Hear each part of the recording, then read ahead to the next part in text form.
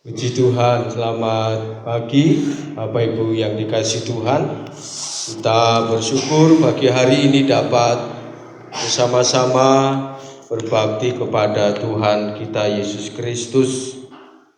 Tuhan yang menolong kita, memimpin kita, sehingga kita dapat mengerti akan firman Allah. Puji Tuhan, kita bersukacita bersama-sama di dalam berbakti kepada Tuhan. Mari kita membuka Alkitab kita dalam surat Yakobus pasal yang kelima ayat 17 dan ayat 18. Surat Yakobus 5 ayat 17 dan 18.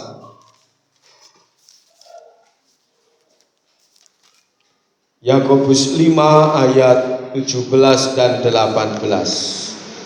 Mari kita membaca bersama-sama. 2, 3. Elia adalah manusia biasa sama seperti kita, dan ia telah bersungguh-sungguh berdoa supaya hujan jangan turun, dan hujan pun tidak turun di bumi selama 3 tahun dan 6 bulan. Lalu ia berdoa pula, dan langit menurunkan hujan, dan bumi pun mengeluarkan buahnya. Haleluya. Kita lihat firman Tuhan, Bapak Ibu yang dikasihi Tuhan. Rasul Yakobus mengajarkan tentang betapa pentingnya tekun berdoa kepada Tuhan Yesus Kristus. Menurut sejarah Alkitab, ia menyampaikannya kepada anak-anak Tuhan pada saat itu. Apalagi mereka mengalami banyak penganiayaan yang berat sebagai orang Kristen. Gereja mula-mula tidak menjalani kehidupan kekristenannya dengan mudah seperti kita pada saat ini, seperti orang-orang Kristen di Indonesia pada umumnya, tetapi mengalami tantangan iman yang sangat berat. Mereka dikejar-kejar oleh kelompok agama Yahudi. Mereka juga dikejar-kejar oleh tentara Romawi kuno pada saat itu.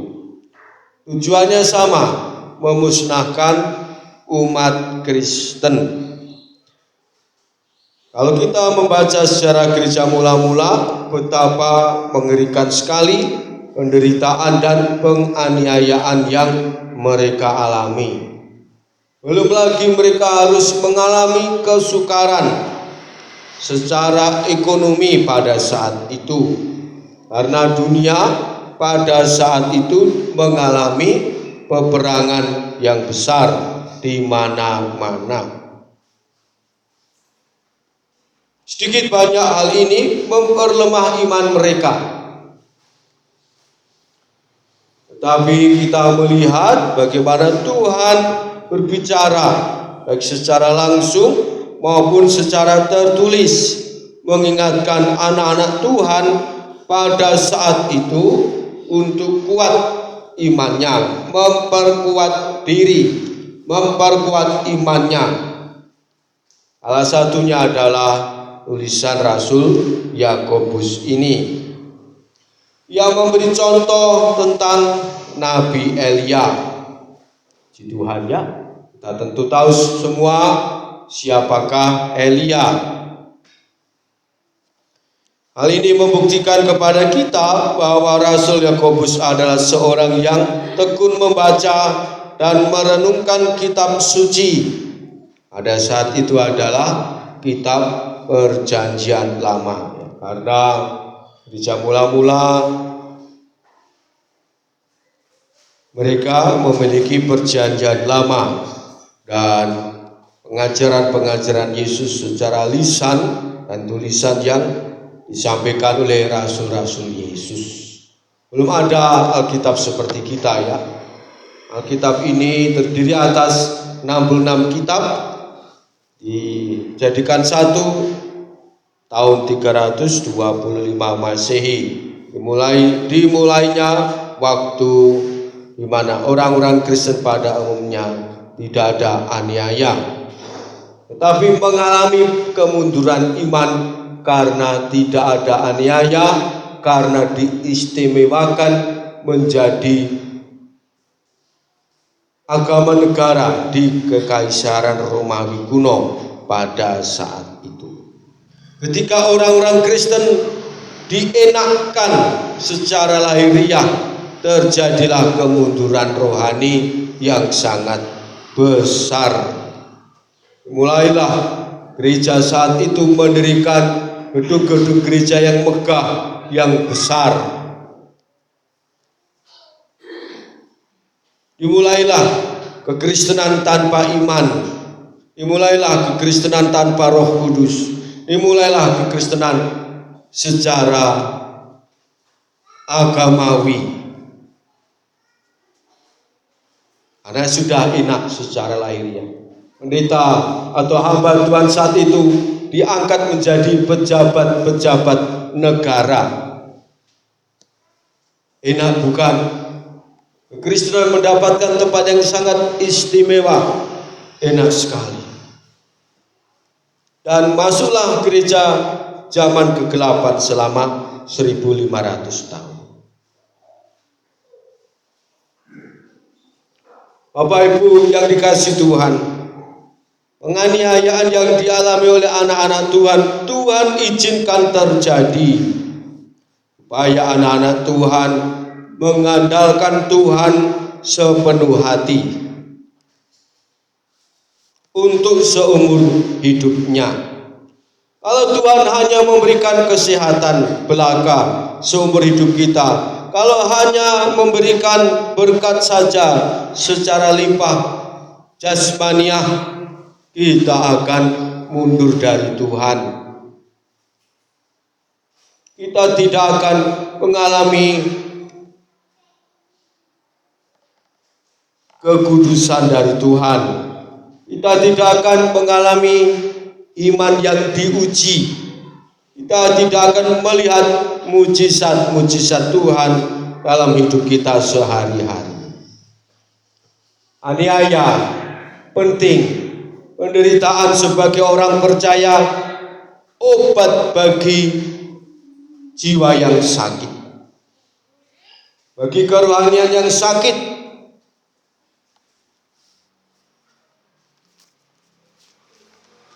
Anak-anak Tuhan di Laodikia, mereka mengalami keberhasilan yang limpah secara lahiriah. Alkitab merenungkan Wahyu 3 ayat 14 sampai 22. Kita baca, kita renungkan ayat 16. Jadi karena engkau suam-suam kuku dan tidak dingin atau panas, aku akan memuntahkan engkau dari mulutku. Sangat berbahaya.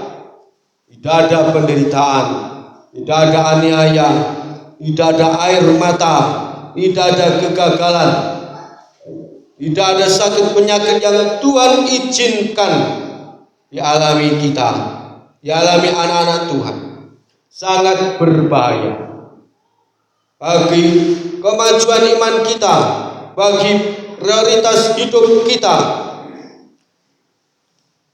Ketika kita hanya mengalami keberhasilan lahiriah secara belaka, kita akan suam-suam kuku.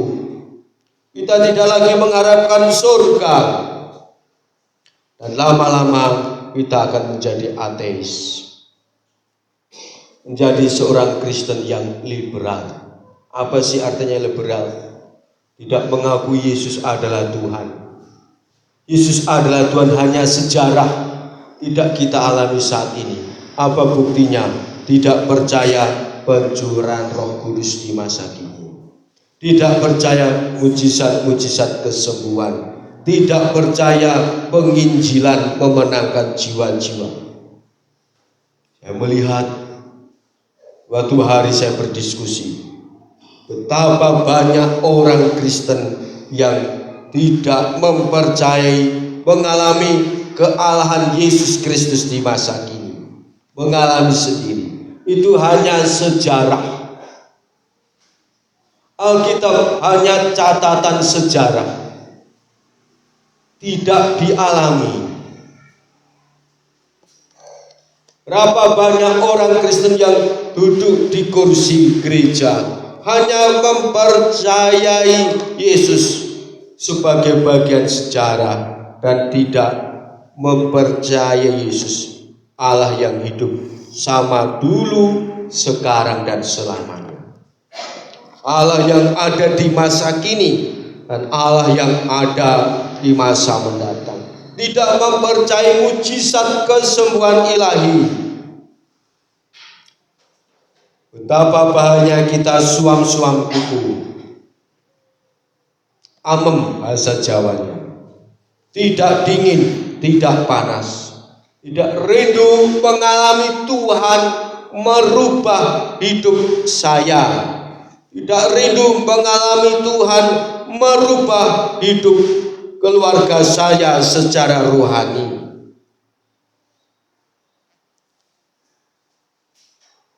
Apa yang menjadi fokus hidup kita akhir-akhir ini, itulah isi hati kita.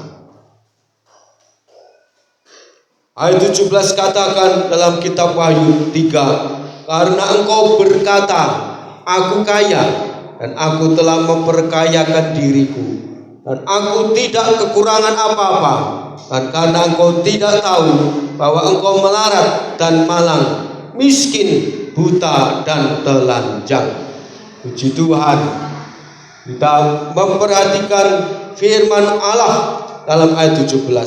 Ketika kita menganggap saya sudah sukses secara lahiriah, saya tidak perlu perkara-perkara surgawi, saya tidak perlu kekudusan, tidak perlu pengajaran-pengajaran yang membangun iman. Tuhan memandang kita melarat, Tuhan memandang kita malang, miskin, buta dan telanjang. Iblis berkata, silakan orang-orang Kristen berbakti tiap hari Minggu, silakan. Yang penting tidak memusatkan diri pada surga, pada Tuhan, pada pengalaman rohani. Ini sangat berbahaya sekali.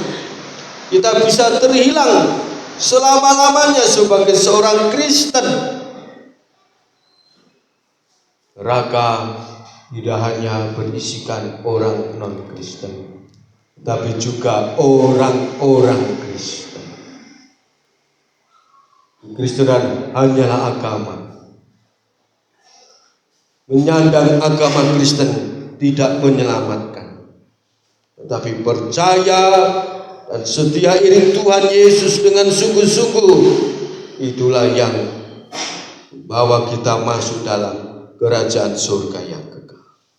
Melarat, malang, miskin, buta, telanjang. Mengerikan sekali kalau seorang Kristen tidak tahu bahwa secara rohani ia sudah bangkrut, tidak punya apa-apa, menjadi buta iblis, tidak tahu tujuannya sebagai orang percaya. Hanya orang Kristen meragukan Tuhan Yesus di akhir-akhir ini. Banyak pendeta yang meragukan kealahan Yesus Kristus dan kehendaknya atas bumi ini, dan mereka menjadi ateis. Mereka tetap beragama Kristen secara resmi, tapi tidak lagi percaya kepada Yesus Kristus adalah Tuhan dan Juru Selamat.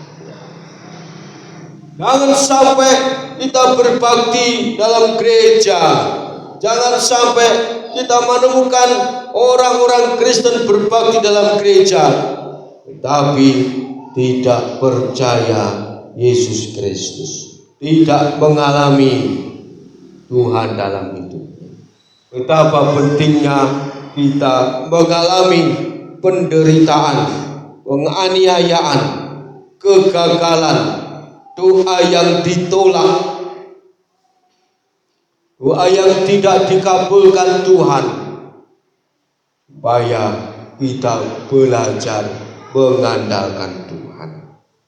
Dalam ayat 18 Wahyu 3 berkata, maka aku menasihatkan engkau supaya engkau membeli daripadaku emas yang telah dimurnikan dalam api, agar engkau menjadi kaya, dan juga pakaian putih supaya engkau memakainya, agar jangan kelihatan ketelanjanganmu yang memalukan, dan lagi minyak untuk melumas matamu, supaya engkau dapat melihat. Tuhan beritahu tiap-tiap orang kepunyaannya, bagaimana kondisi mereka sesungguhnya.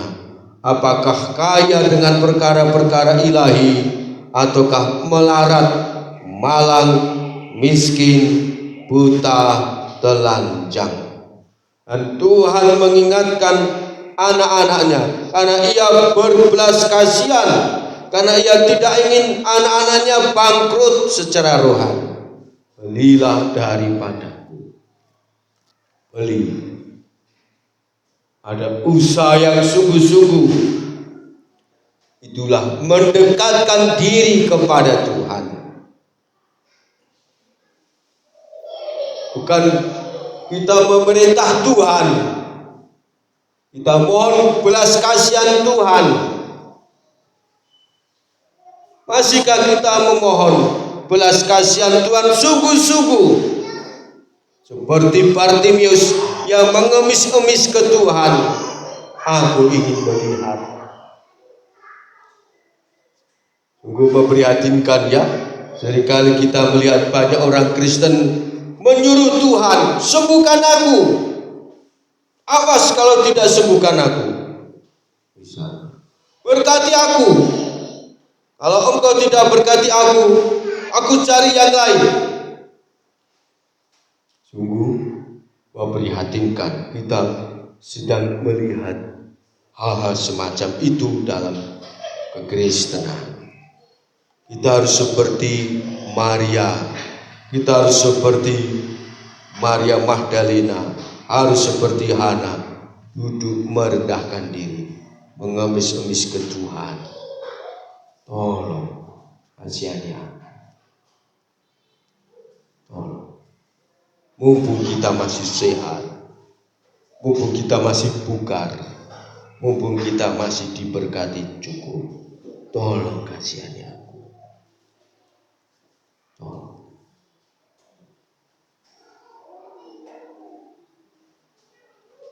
Belilah daripadaku, suruh Tuhan, bayar harga yang mahal. Emas yang telah dimurnikan dalam api.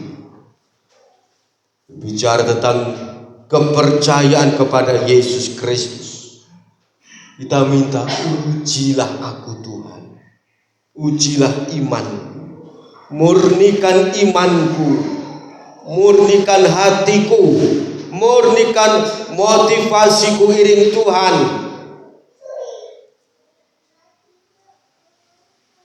Murnikan ya Tuhan.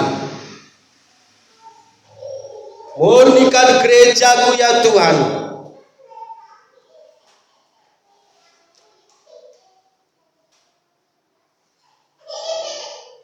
Emas yang telah dimurnikan dalam apinya. Dari sekian tanah yang dikeruk, yang diperkirakan mengandung emas sekian ton, yang ketemu emasnya setelah dimurnikan dalam api hanya 0,00 sekian gram. Sedikit sekali. Apakah Tuhan sedang memandang sekian banyak orang Kristen, sebenarnya ia sedang hanya melihat sedikit sekali yang telah menjadi emas yang murni.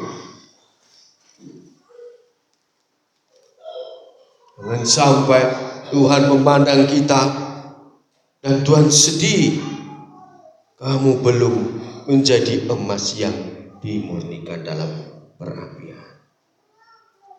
Penderitaan, ujian, tantangan, persoalan hidup, penganiayaan, Tuhan izinkan untuk memurnikan hidup kita. Kita berdoa, murnikan saya, selidiki hati saya, ujilah aku Tuhan. Apakah Tuhan sedang menguji kita melalui persoalan-persoalan hidup? Apakah persoalan-persoalan hidup yang kita alami Tuhan sedang pakai untuk membongkar isi hati kita? Mungkin isi hati kita tidak berkenan kepada Tuhan. Mungkin isi rumah kita tidak berkenan pada Tuhan. Mungkin isi keluarga kita sedang tidak berkenan pada Tuhan dan harus dimurnikan supaya selamat sentosa selama-lamanya. Yang kedua, agar engkau menjadi kaya. Yang kedua, dan juga pakaian putih. Luar biasa. Kehidupan yang dimurnikan membuat kita kaya secara rohani, kaya secara ilahi.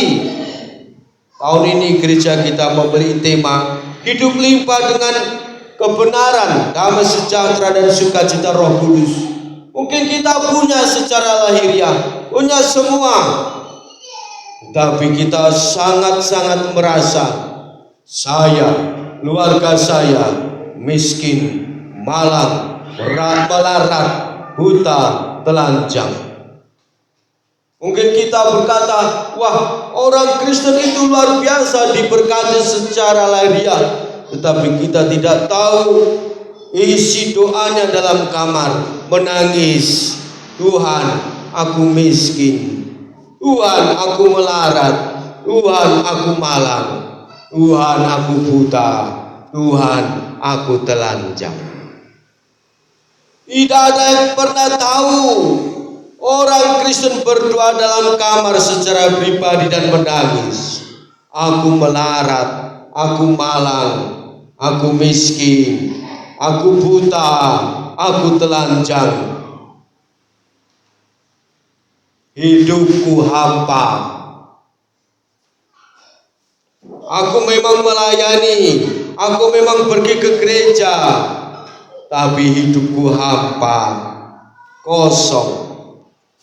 Tidak kaya ya Tuhan. Murnikan aku seperti emas dalam perapian yang menyala-nyala. Kita bersyukur untuk baptisan Roh Kudus dan api. Yesus membaptis kita dengan Roh Kudus dan api. Api bicara tentang penyucian lewat penderitaan.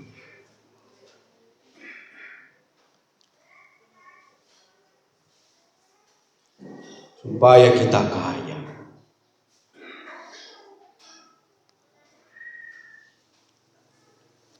Agar yang kedua, pakaian putih, supaya engkau memakainya. Pakaian kekudusan, pakaian putih. Tuhan bilang minta kekudusan, berdoalah, engkau sedang telanjang. Minta kekudusan.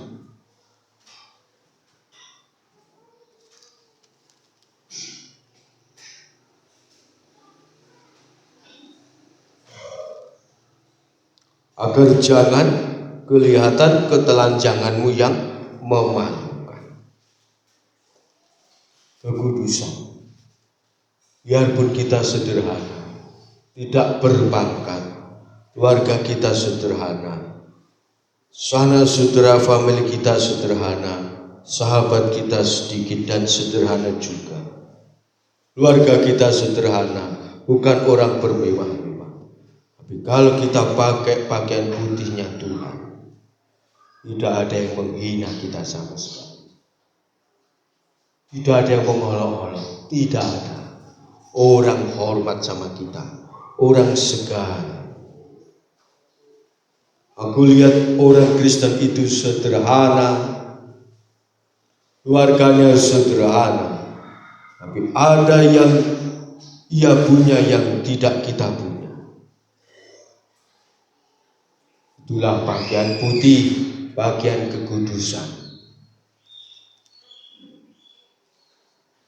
Yang ketiga, dan lagi minyak untuk melumas matamu, supaya engkau dapat melihat. Apa yang kita beli dari Tuhan, apa yang kita upayakan sungguh-sungguh di kaki Tuhan, supaya Tuhan mau beri minyak untuk melumas matamu. Kesembuhan mata rohani kita berbicara tentang kita disembuhkan dari memandang dunia ini, disembuhkan dari fokus kepada dunia belaka. Kita memandang Tuhan dan kekekalan dengan benar. Pengiringan kita kepada Kristus benar. Minyak adalah berbicara tentang Roh Kudus dan pekerjaannya, menyembuhkan saya, menyembuhkan kita semua, bahwa kita hanya fokus pada Tuhan dan kekekalan di surga. Mengejar itu di atas segala-galanya, dan hanya itu yang dikejar.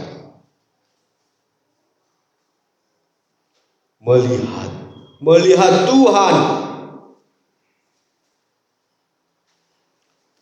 Kristenan yang tidak melihat Tuhan secara pribadi dan rohani, ia akan meninggalkan Tuhan.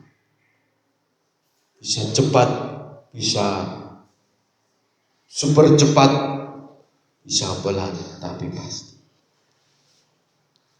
Gereja yang tidak melihat Tuhan akan suam-suam buku.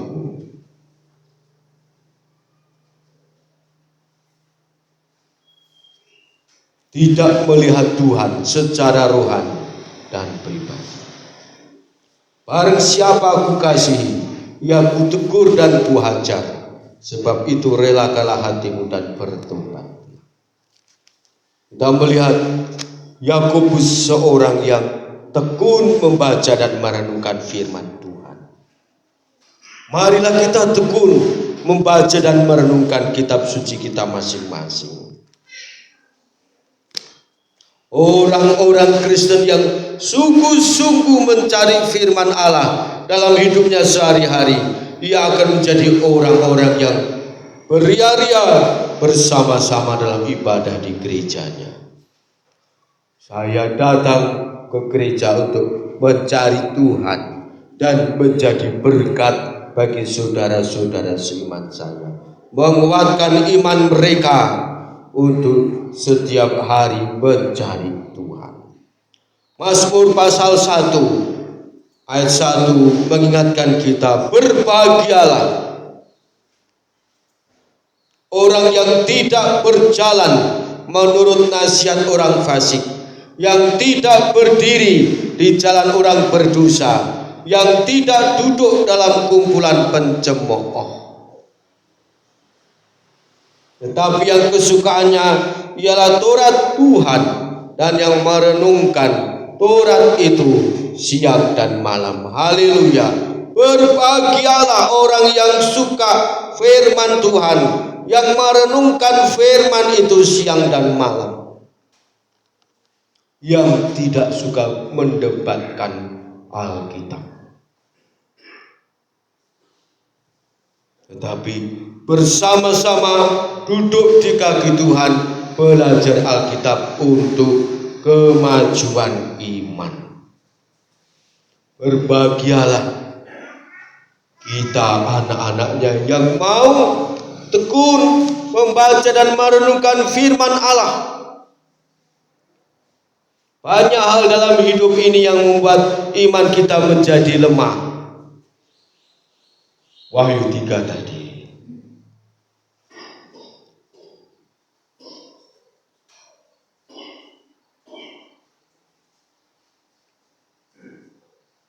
Banyak perkara, ya. Melihat keadaan dunia ini yang semakin sulit, semakin sukar, membuat iman kita menjadi lemah.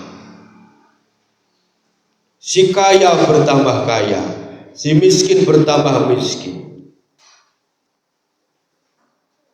Si kaya mengejar BBM bersubsidi luar biasa dengan segala cara, sehingga si miskin, si lemah tidak mendapatkan apa-apa.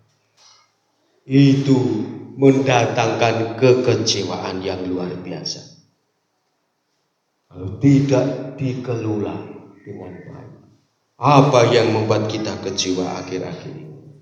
Marilah kita meletakkan semua kekecewaan itu ke tangan Tuhan. Kalau kita kecewa sama orang, kita katakan, saya mengampuni ia dengan tulus dan melupakan semua. Titik, selesai. Kalau kita kecewa pada diri sendiri, karena kita gagal dalam sesuatu hal, kita katakan, Tuhan, saya mengampuni diriku sendiri dan melupakan semua kegagalanku di masa lalu. Titik, selesai. Maka Tuhan akan menjamah kita.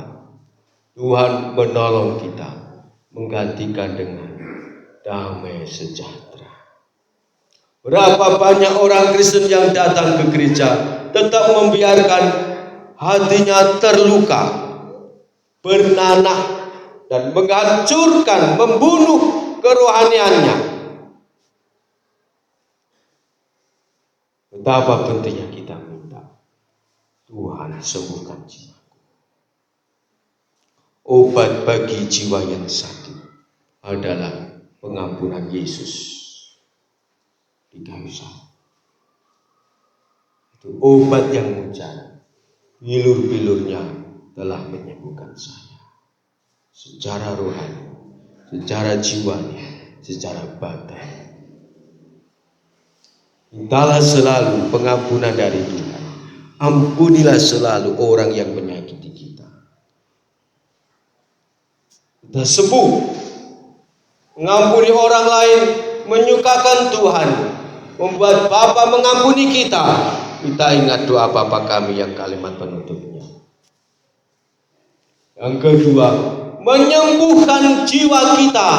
Menyembuhkan diri kita sendiri.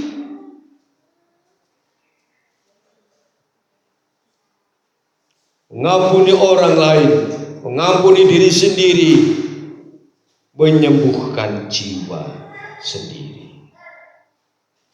Tuhan Yesus baik sekali. Tuhan Yesus baik sekali.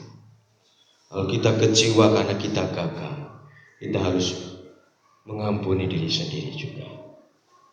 Karena kegagalan kita sudah Dia habiskan di kayu salib. Tidak apa-apa gagal secara lahiriah. Yang penting tidak gagal secara rohani.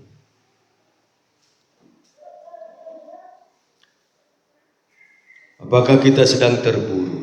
Kita minta pengampunan dari Tuhan.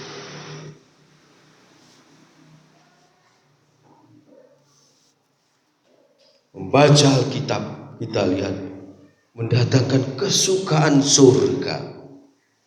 Baru membaca saja mendatangkan kesukaan surga, belum merenungkannya siang dan malam. Oh iya, tadi aku baca Matius 6 ayat 33. Bacaku cuma 1 menit karena harus terburu-buru pergi bekerja. Tapi kita ingat terus. Tuhan mengingatkan hal itu terus. kita renungkan siang dan malam. Oh iya, carilah Tuhan terlebih dahulu, maka Tuhan akan tolong kemudian. Kita terus memikirkan ayat itu. Aku mau cari Tuhan dulu, ayat itu firman Allah. Aku percaya kalau aku cari Tuhan dulu, Tuhan akan tolong kemudian. Dan aku ingin mengalami. Terus merenungkan ayat itu. Satu ayat itu saja luar biasa. Secara pribadi saya hanya merenungkan 1-2 ayat yang saya bisa hafal, termasuk Matius 6 ayat 33. Saya terus renungkan ayat itu, terus bagi siang malam. Maka misalnya kalau naik sepeda motor ke mana, saya terus ingat ayat itu. Saya ingatkan diri saya sendiri. Oh ya, cari Tuhan dulu, cari Tuhan dulu, cari Tuhan dulu. Nanti Tuhan akan tolong, Tuhan akan tolong. Ya Tuhan yang baik. Terus saya ingatkan diri saya, dan iman itu tumbuh pelan-pelan. Dunia yang instan membuat orang ingin instan, termasuk ditolong Tuhan. Padahal penemuan-penemuan ilmu teknologi yang kita nikmati sekarang bukan hasil instan, memerlukan waktu berpuluh-puluh tahun baru kita dapat menikmati sekarang. Contohnya handphone, sepeda motor, mobil. Itu hasil karya yang dimulai 100 tahun yang lalu, bahkan lebih. Ditemukan oleh satu orang, dilanjutkan orang lain, kelompok, lalu lain, terus hasilnya kita lihat sekarang, kita nikmati sekarang. Apalagi pengalaman ditolong Tuhan, membutuhkan waktu tersendiri.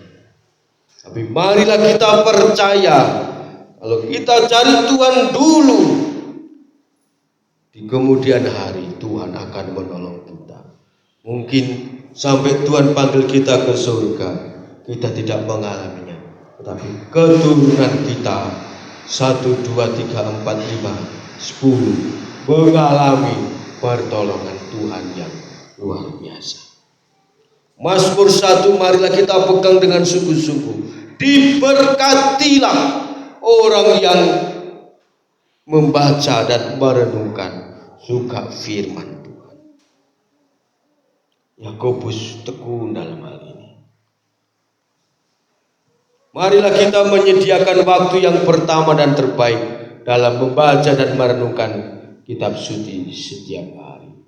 Memohon supaya Tuhan berkenan menolong kita, sehingga menjadi bagian yang tidak terpisahkan dalam hidup kita, menjadi sikap hidup sehari-hari. Mana Yakobus mencontohkan Nabi Elia. Riwayat Elia dapat kita baca dalam 1 Raja-Raja 17 sampai 2 Raja-Raja 2. Elia hidup dalam masa Israel melawan Tuhan.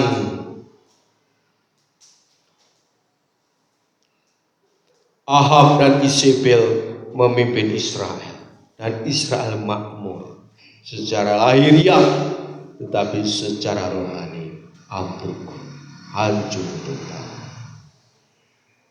Sehingga orang-orang Israel berkata, menyembah iblis, kita jadi kaya, melawan Tuhan, melakukan dosa kita kaya, kita makmur, kerajaan kita berhasil.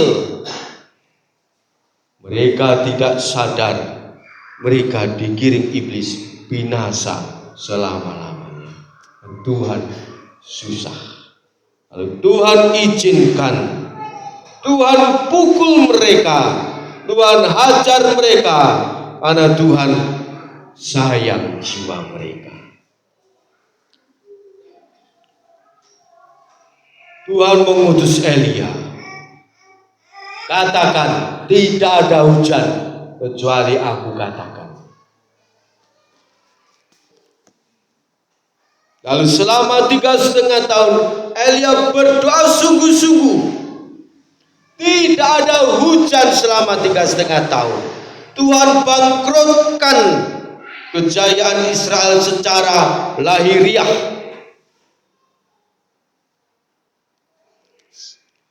Kalau kita melihat keluarga kita sukses lahiriah, tetapi malah menjauh dari Tuhan, itu lampu merah. Sebentar lagi Tuhan bangkrutkan kelahiran kita yang jaya itu, supaya kita mencari Tuhan.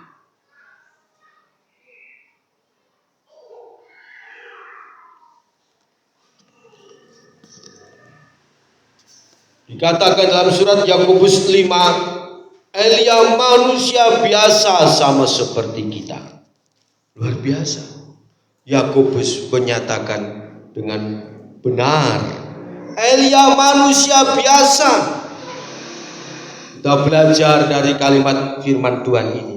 Tidak ada seorang pun manusia yang hebat menurut Yesus. Semua orang berdosa dan membutuhkan Tuhan dan kasih karunia-Nya. Kita ingat lagu Sekolah Minggu tahun 80-an ya.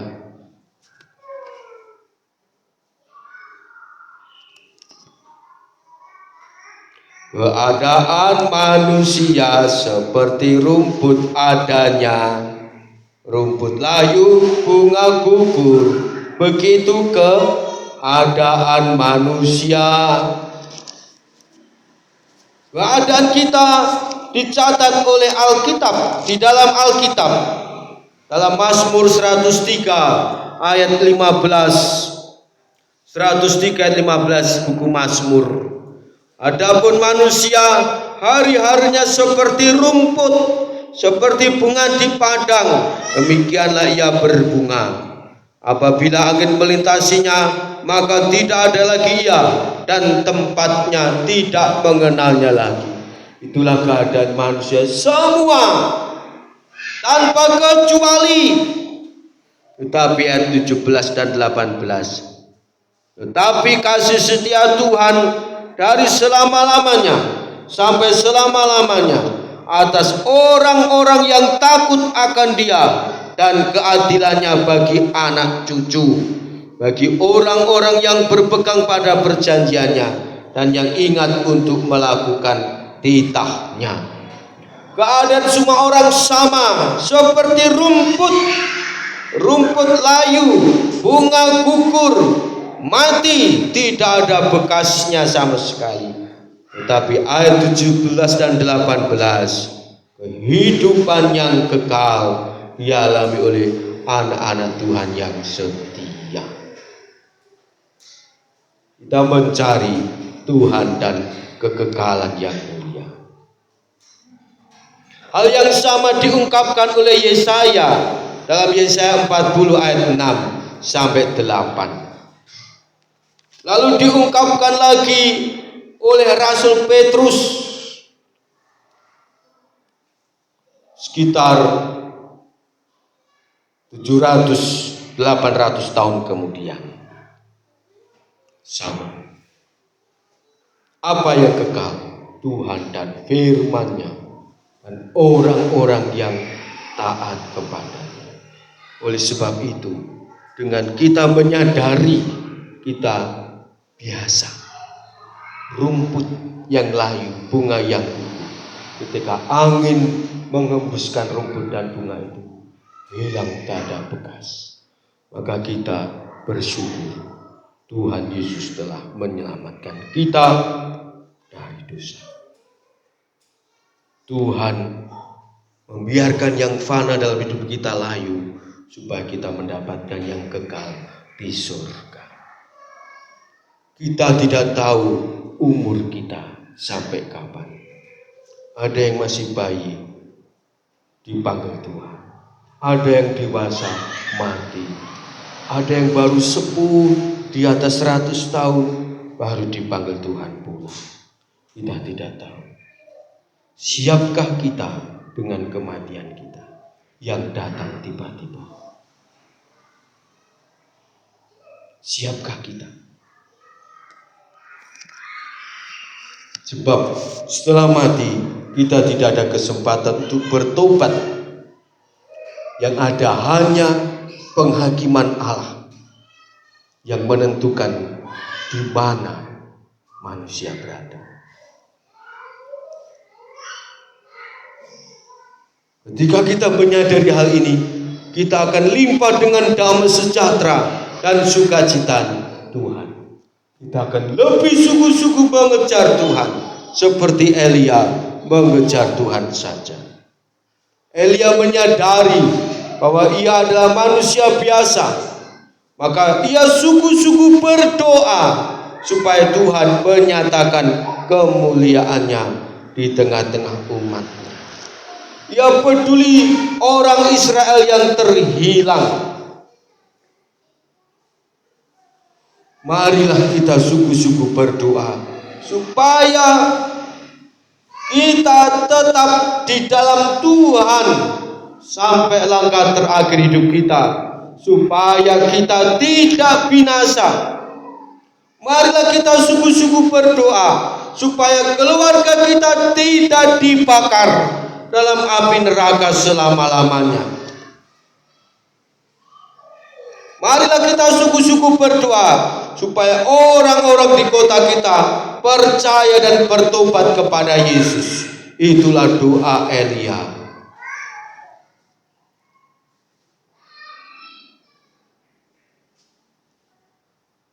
Orang yang sungguh-sungguh berdoa, ia mengalami pemeliharaan Tuhan dalam hidupnya. Kita mengalami Mazmur 23. Tuhan adalah gembalaku, tidak kekurangan aku. Dunia butuh damai, dunia butuh kekudusan, dunia butuh sehat jiwa.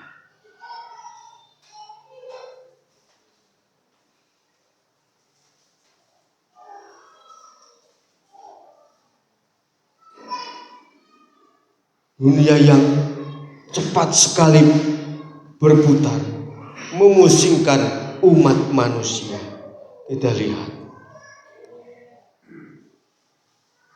makin banyak orang yang frustasi, makin banyak orang yang putus asa, semakin banyak keluarga yang berantakan dan hancur, semakin banyak orang yang bunuh diri. Berdoa sungguh-sungguh seperti Elia, Tuhan datanglah.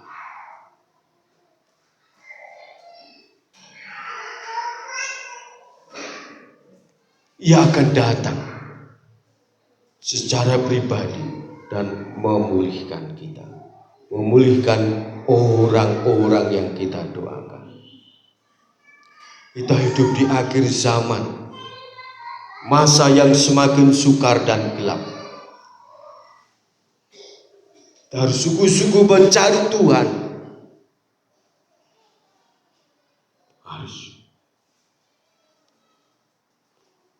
Lukas 21 ayat 34 sampai 36.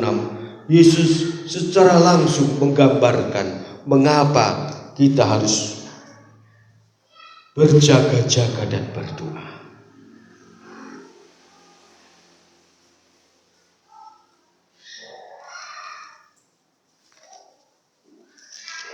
Dalam Filipi 4 ayat 6 sampai 8 kita boleh memperhatikan ayat-ayat itu secara khusus.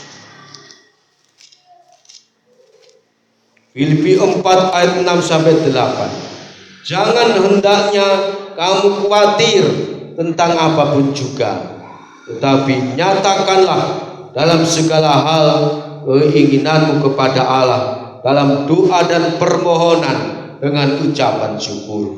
Elia sungguh-sungguh berdoa. Satu-satunya kekhawatirannya adalah jiwa-jiwa Israel binasa kalau tidak bertobat.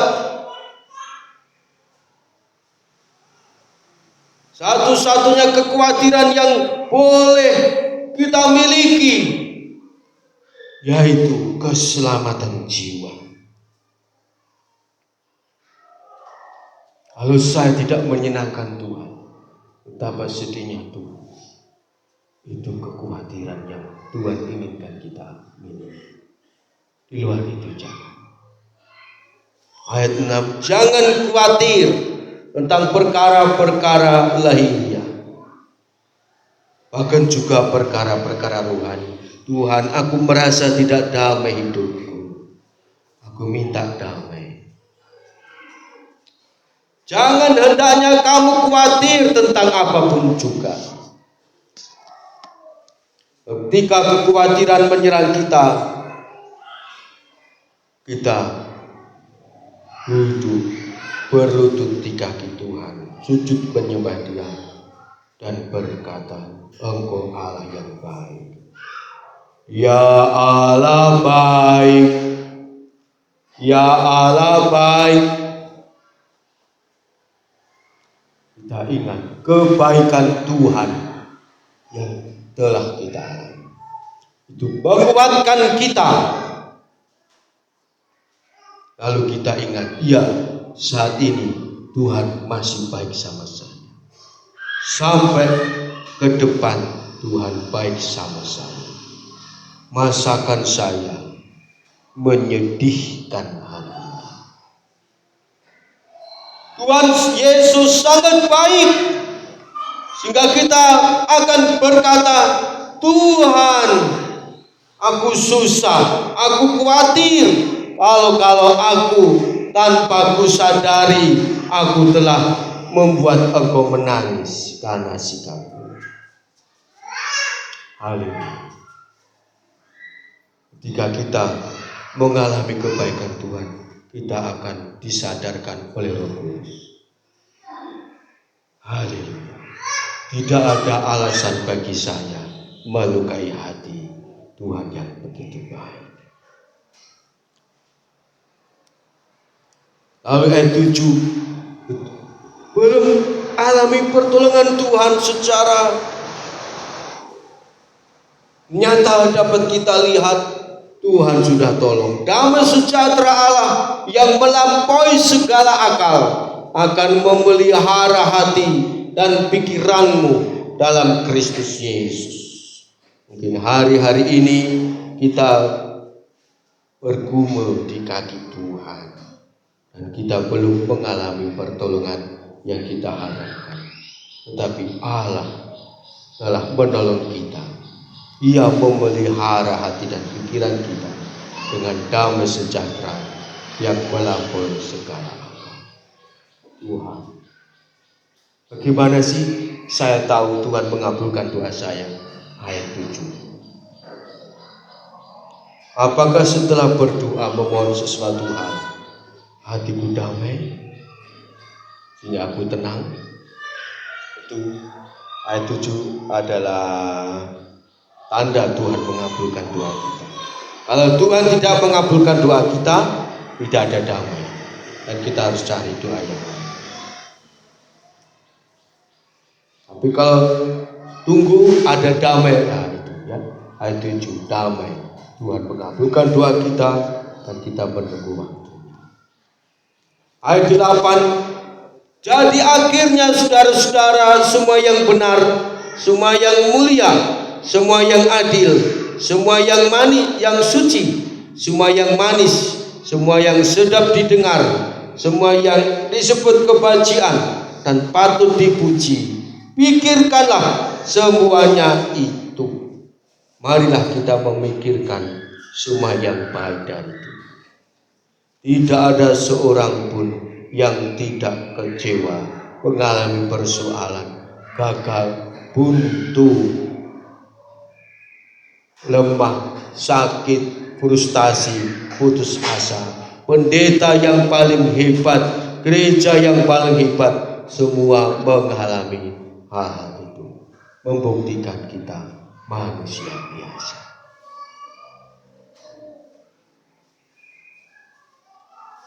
Maka Tuhan izinkan itu supaya kita memikirkan yang benar, butuh perjuangan. Marilah kita minta Roh Kudus supaya kita kuat memikirkan yang benar. Apa yang kita lihat menjadi konsumsi pikiran kita sehari-hari, menjadi makanan bagi jiwa dan roh kita sehari-hari, bahkan menjadi makanan bagi tubuh sehari-hari. Kita lihat BBM naik, kita lihat berita semua naik, pikiran kita, ya, langsung gelam. Kelamaan memikirkan yang buruk itu berakibat pada tubuh kita sendiri. Tapi ketika kita melawan hal-hal yang buruk itu dengan memikirkan, Tuhan tolong saya percaya sekarang Tuhan tolong saya, dan ke depan Tuhan tolong saya. Itu menyehatkan roh, jiwa, tubuh kita, menyembuhkan roh, jiwa, tubuh kita. Ayat 8 sangat baik. Pola hidup sehat yang sesungguhnya, pikirkanlah yang benar, yang mulia, yang adil, yang suci, yang manis, yang sedap didengar. Kita alami persoalan yang berat, marilah kita memikirkan Tuhan mengizinkan hal ini untuk menolong saya, dan mujizatnya pasti saya alami. Kita tidak sedang memanipulasi hati dan pikiran kita. Kita sedang menyuburkan tanaman iman kita. Ayat 8. Orang-orang Kristen mula-mula, mengapa mereka kuat dan menang? Karena mereka mengamalkan ayat 8 ini, memikirkan yang baik dari Tuhan. Puji Tuhan. Orang yang sungguh-sungguh berdoa seperti Elia tidak khawatir hari esok. Aku khawatir, langsung aku duduk. Ketika saya khawatir sedikit saja, saya langsung duduk dan menyembah Tuhan dan berkata, Engkau baik. Dan itu menyembuhkan saya secara rohani. Engkau baik. Engkau baik, Tuhan baik, Tuhan baik, Tuhan baik. Sebagai penutup, kita melihat Wahyu 22 ayat 17. Orang yang sungguh-sungguh berdoa akan dipuaskan Tuhan dengan air kehidupan, dengan cuma-cuma. Roh dan pengantin perempuan itu berkata, marilah, dan barang siapa yang mendengarnya, hendaklah ia berkata, marilah. Dan barang siapa yang haus, hendaklah ia datang. Dan barang siapa yang mau, hendaklah ia mengambil air kehidupan dengan cuma-cuma. Ia tidak khawatir hari esok. Apakah hari esok? Langit baru, bumi baru, senang selamanya dengan Tuhan dan umatnya yang lain, dan bala tentara surga. Itulah hari esok kita. Kita tidak khawatir hari esok, karena hari esok saya langit baru, bumi baru. Aku tidak khawatir hari esok, karena hari esok saya di atas dunia yang susah ini, saya alami Tuhan dan belas kasihan-Nya. Saya tidak khawatir hari esok. Marilah kita menanamkan hal ini dalam-dalam dan memeliharanya seperti kita memelihara tanaman kesayangan kita. Aku tidak khawatir hari esok, karena hari esokku adalah langit baru, bumi baru. Aku tidak khawatir hari esok, karena di atas dunia ini aku alami Tuhan dan belas kasihan. Marilah kita simpan itu, kita pikirkan tiap hari, kita tenang. Aku tidak khawatir hari esok. Puji Tuhan, ya. Orang yang berdoa sungguh-sungguh seperti Elia, ia melihat Tuhan mengalami Tuhan dan belas kasihannya selama-lamanya. Puji Tuhan, betapa indahnya Tuhan dalam hidup kita. Marilah kita rindu, percaya dan alami hari esok dari Tuhan, langit baru dan bumi baru, dan alami Tuhan Yesus Kristus dan belas kasihannya melimpah-limpah selama-lamanya.